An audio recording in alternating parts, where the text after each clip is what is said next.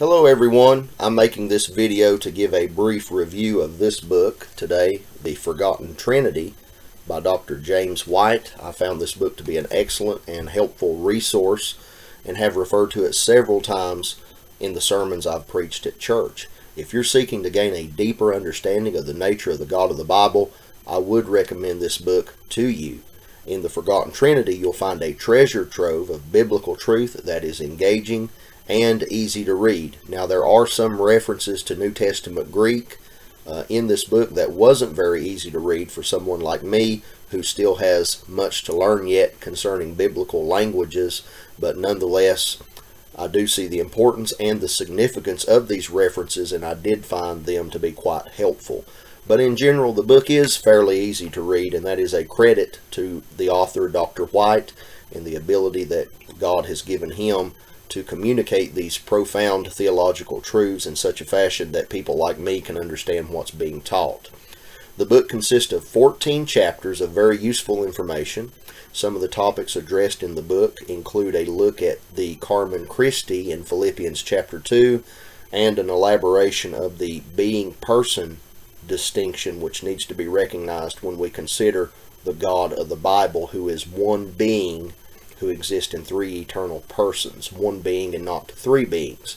Dr. White goes into much more detail concerning the being-person distinction in this book, and I also particularly enjoyed his coverage of the Granville-Sharp construction as well. But for me personally, my favorite part of this book was the 4th chapter, where Dr. White covers the prologue of the Gospel of John. And the prologue is the first 18 verses in the Gospel in chapter 1. And I found his coverage of this to be masterful. I found it to be beautiful. And it truly changed my understanding of John's Gospel when I began to see how that the entire Gospel of John is filtered through the lens of the first 18 verses.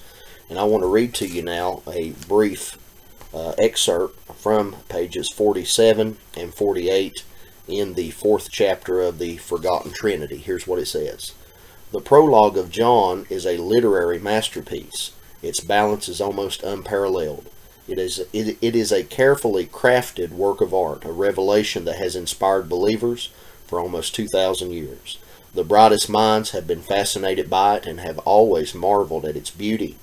It is an inexhaustible treasure. Few passages of Scripture are more important to our study of the Trinity, and in particular the person of the Son, than the prologue of John.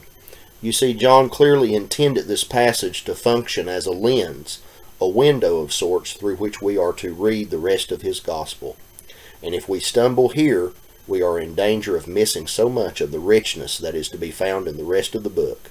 But if we work hard to grasp John's meaning here, many other passages will open up for us of their own accord, yielding tremendous insights into the heart of God's revelation of himself in Jesus Christ. And the author goes on to masterfully demonstrate these very facts. So get The Forgotten Trinity. I recommend it to you, and I do believe it will serve to be a valuable resource to anyone who has a true desire to grow in the grace and knowledge of the Lord. Thank you for watching this video. Please subscribe if you haven't already. New videos are uploaded regularly, including occasional book reviews. So subscribe, share the video. We hope it's been a blessing to you. And thank you again for watching. May the God of peace bless you and keep you. Have a great and a wonderful day.